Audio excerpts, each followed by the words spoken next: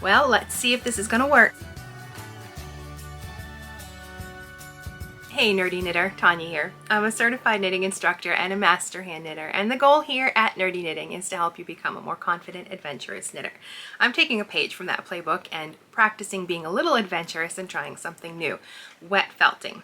You see, this story started way back last Christmas when I requested enough yarn to knit a cardigan, and I didn't order the yarn, but I filled up a cart and let my husband order it and surprise me with some other things if he wanted to, but it's easier to just let me order my own yarn, I think. And I vastly overestimated how much yarn I was going to need for that project. I still had almost half of it left. 6 skeins of bulky weight wool, 100% wool yarn.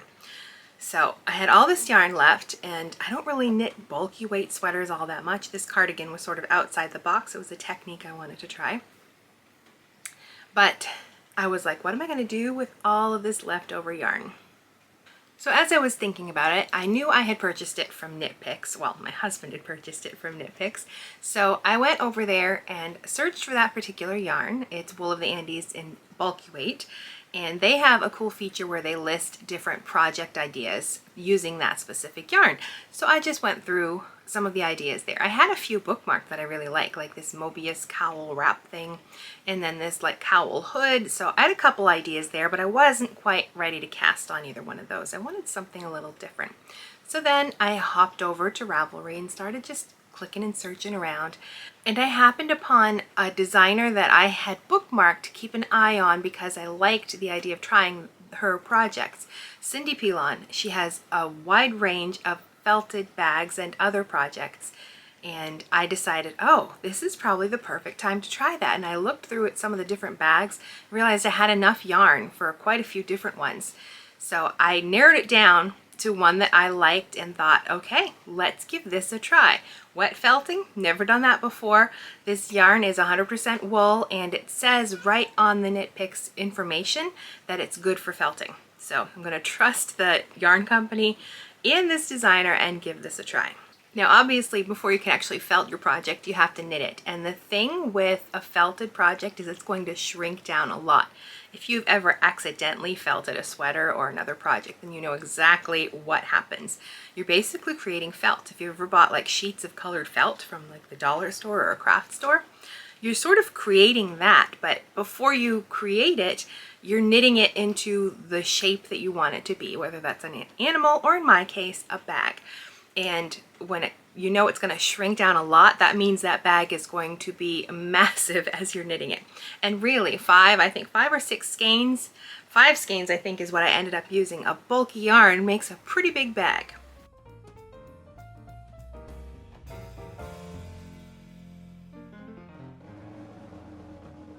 But the bag starts very simply. You start by knitting just a garter stitch square.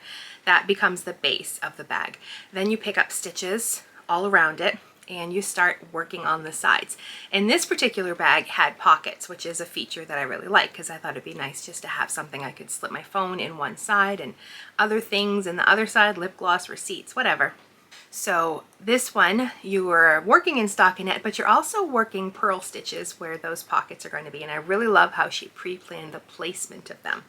So you know exactly where you're going to pick up your stitches later and work that pocket, which was a lot easier than I thought it was going to be. I really liked the way that pocket was done. I've done a few different pockets, and I really like this method. You do have to pre-plan. Well, she did the pre-planning in the design and using purl stitches to sort of outline where it's going to be.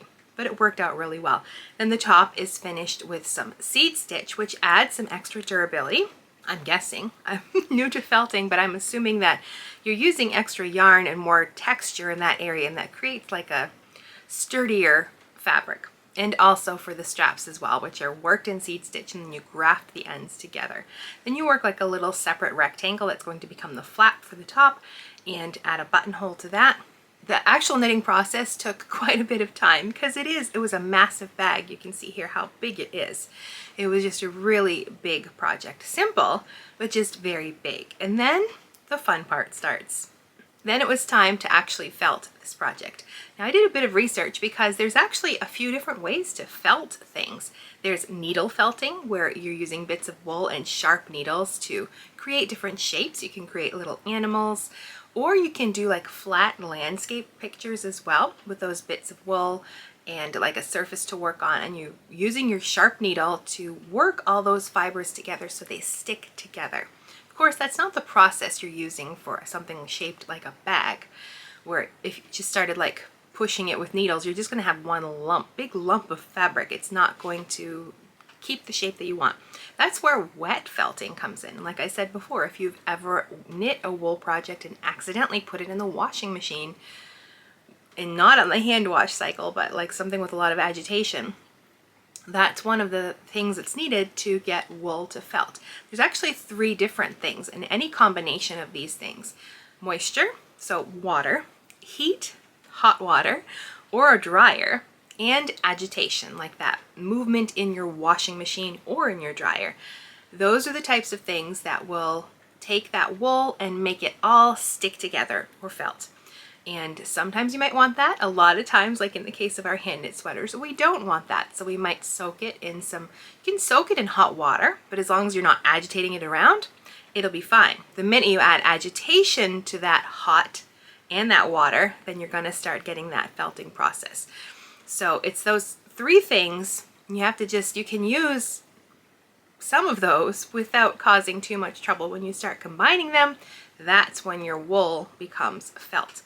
And in the case of this bag, I actually wanted that to happen. So I looked into some different methods and I read the designer's information. She has a whole page on 2 different processes. One includes throwing it in the washing machine with a pair of jeans, which I thought was great because that extra agitation from those jeans really does make it felt quickly, depending on the fiber as well. Some wools are going to felt fairly easily. Some might take a little longer to get there. But as long as it's 100% wool, not superwashed, just plain untreated wool, it should get there eventually. So the first method was putting it in the washing machine and running it on a hot water cycle, well, like on a heavy setting where there's lots of agitation. Or the other option is to get it wet in hot water and then put it in the dryer and let the agitation of the dryer do the work. I decided to go with the washing machine method. I figured if it were still not where it needed to be, I could throw it in the dryer after it had spun out and see if that would finish things off. So I got my washing machine ready. I set it to a hot water cycle with a cool rinse. I set it for the heaviest setting. I threw in a pair of my husband's jeans. Then I put the bag in a lingerie or a garment bag just to hold it in place. And a little bit of laundry soap.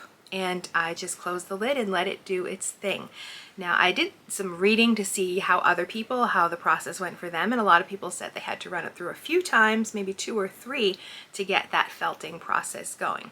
I opened the lid on the dryer and peeked in, and my bag had escaped the lingerie bag. It had just whipped its way out of that, and there were bits of felt all over the inside of the machine, but the bag had pretty much felted just in that one cycle.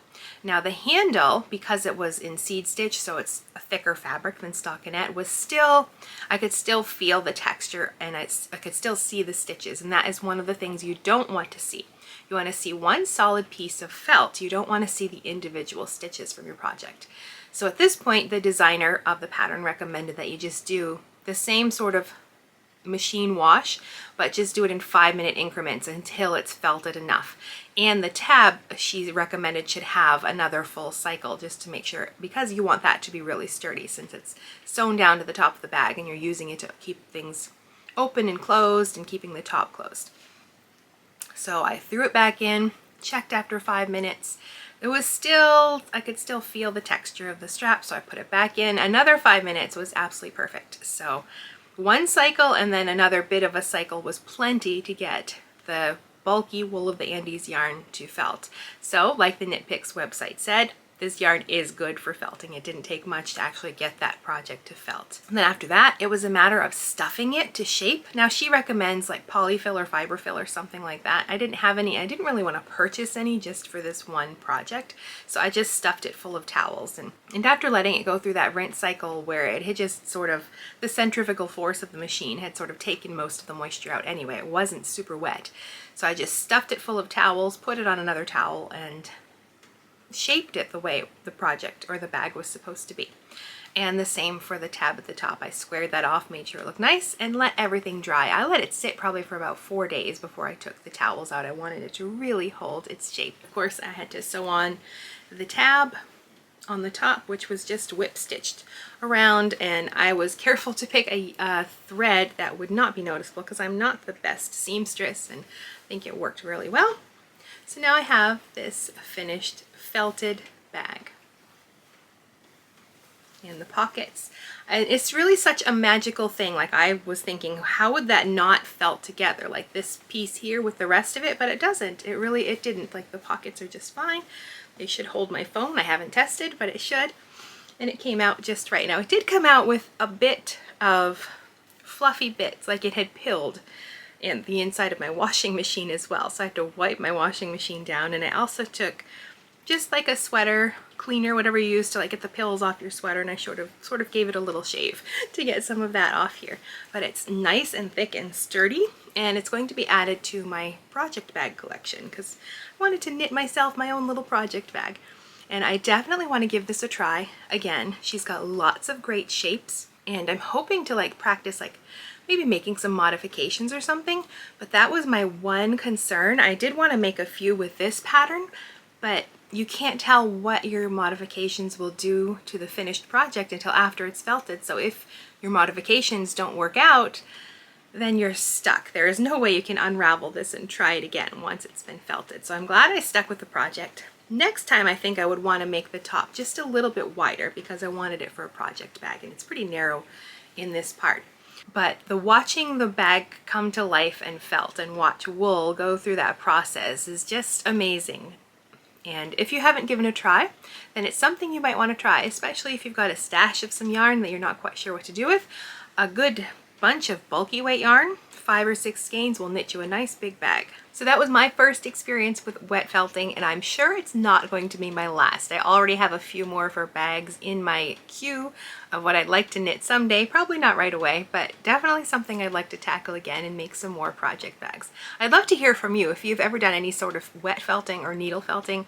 That is also something I think I'd like to try, but I'm a little scared of stabbing myself in the fingers with those sharp needles. If you've ever done any kind of felting, I'd love to hear about your process and how your experience went. So please leave me a comment, tell me about that. And if it's something you'd like to try, I'll have some links down below with Cindy's designs, and go check out those comments to see what other knitters have done with their felting projects. And if you want to continue hanging out with me, I'll put a video of another recent project right here. So you can click right there, and I'll see you in the next video.